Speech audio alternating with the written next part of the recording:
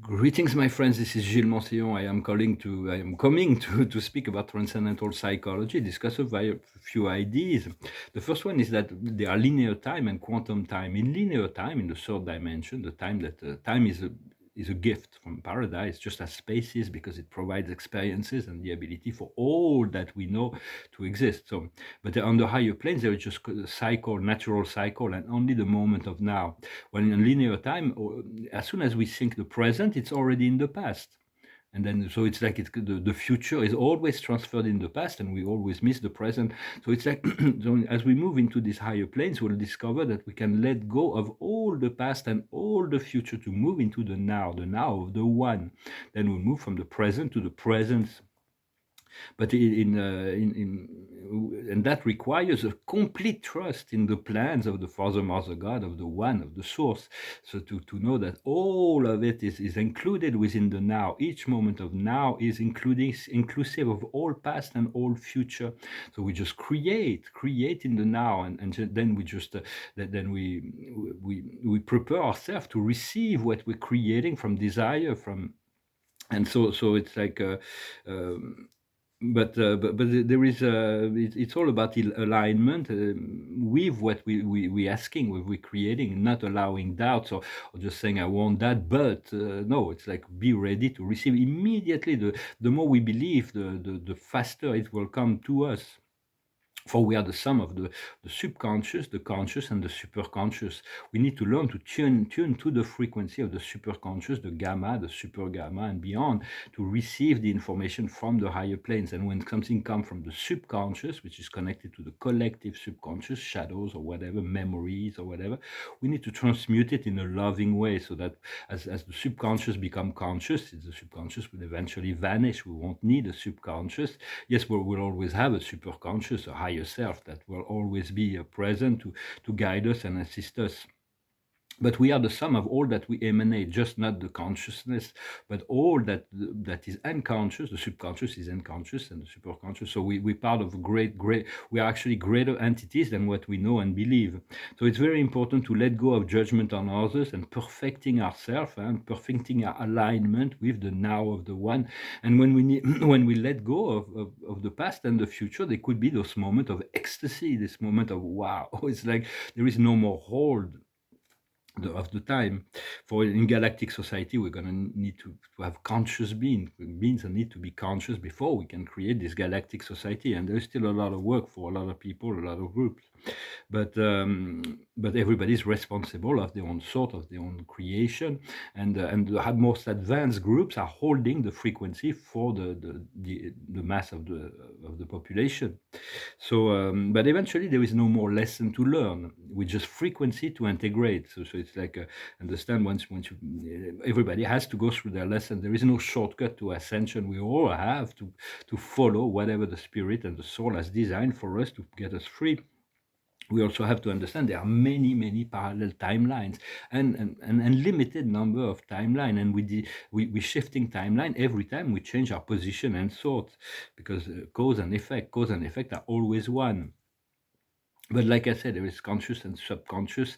So it's like if something is anchored in the subconscious and the superconscious, the conscious mind has less influence than when it's purely ego thing. That is, for it is. And the frequency is determined by the mental and the emotional. So it's like when we raise our mental, emotional thoughts and frequency, the timeline accelerate. When it gets heavier or more dense, then it slows down. But the now moment of the one is always how and now, and the future is now. As we realize that, we'll be able to attract more and more manifestation of that which we are asking for. For there is not one truth. For there is one truth, which is the truth, the infinite truth of the Creator. But only God knows that truth, and within that truth we all have our reality, and within that reality there is countless truths. There is countless possibility. There is countless choices. And so we have to choose with what version we choose, and validate only that which we choose, not to be victim of some past or something or some other. Or like we have to learn to choose just within our consciousness to make a conscious choice. But everything is valid on some level. Even the darkest illusions are validated by the universe on some level. So just be sensitive when you make your choices in relationship to what you've been receiving from your heart. Also be discerning when there is certain channel messages from very serious channels. Sometimes I hear they're producing messages that are really not from the higher planes. They're conditioned by the lower consciousness of the ego of the channeler, and it's full of hatred, of anger, of traumas. Or like when there is love and light, you can know that it's come from the higher planes. But when there is very conditioned, they're diabolizing this group or that group. It's like in truth, there is only you here and now, and everything is an extension for the growth and evolution purpose.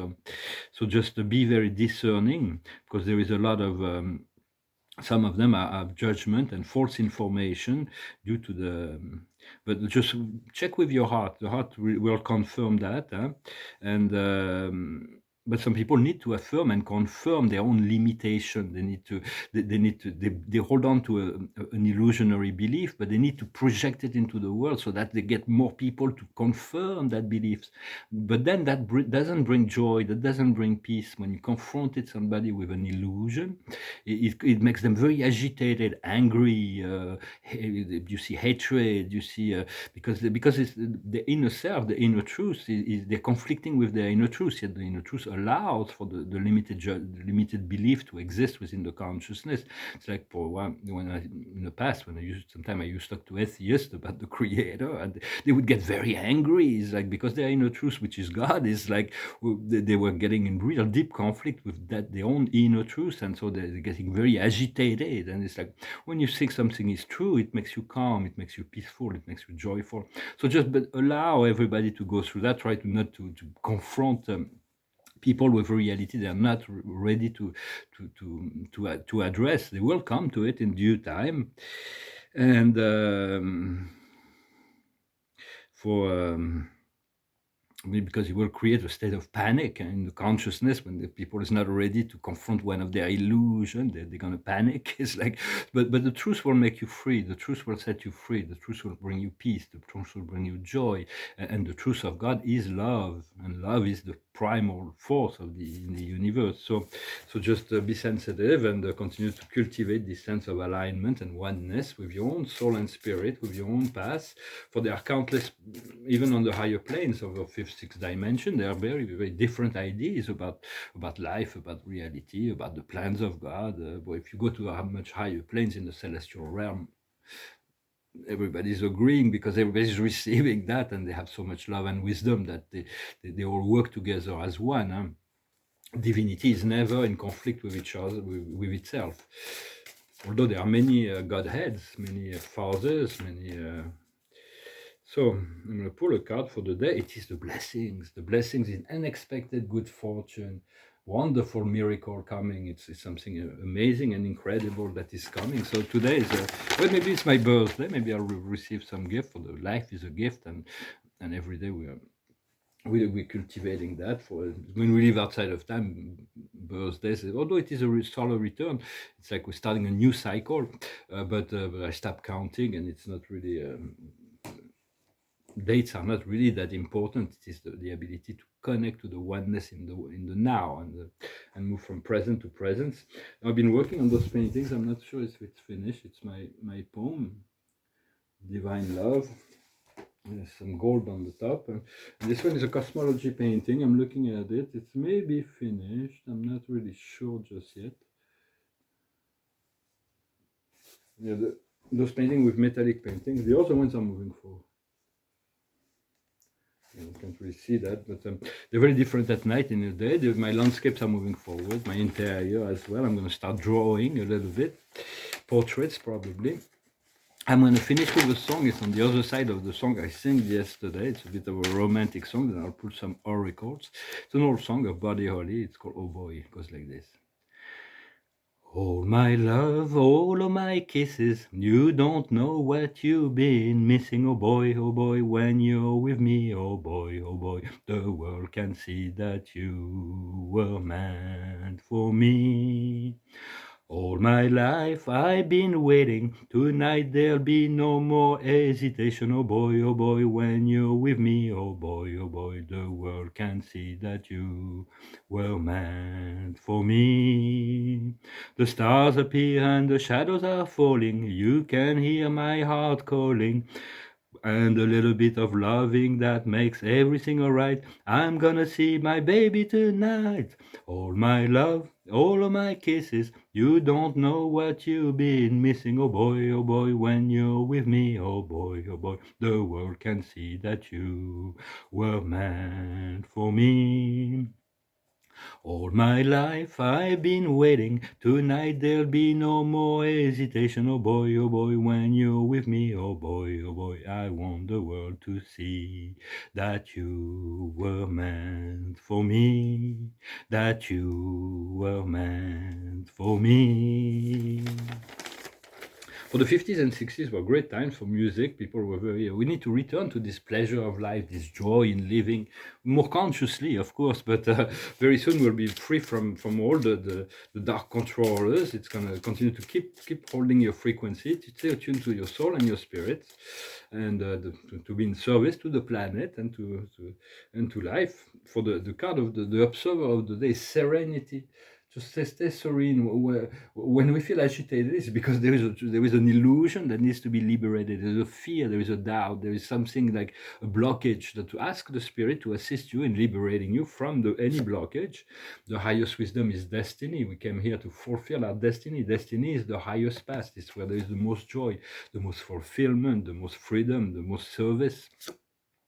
What we need to understand is recomfort, is to find the recomfort, to be to find this inner well-being, to connect with with the heart. The heart is so much love that will eventually emerge from there. What we need to do is intuition, to continue to cultivate this sense of intuition, listen to the mirror of life, follow your intuition, follow your guidance, understand that do not take things personally. It's all education and lesson. Whatever comes from within sometimes can be scary. They're showing things, but it's all part of the process. Do not hold on to anything. As soon as something is past, it is in the past.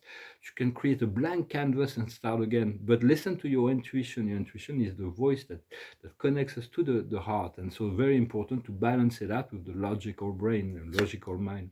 And the outcome is overcoming the obstacle, the adversity, to turn from caterpillars into butterflies. It's a whole process. It's a process that we need to walk. Everybody's got to walk his own walk to find his own path. Try to find the middle path. Stay balanced. Ask to be balanced and in harmony. Well, thank you very much. Thank you for liking, sharing, commenting, and subscribing. And thank you for your donations. And I wish you a wonderful, wonderful day. Namaste.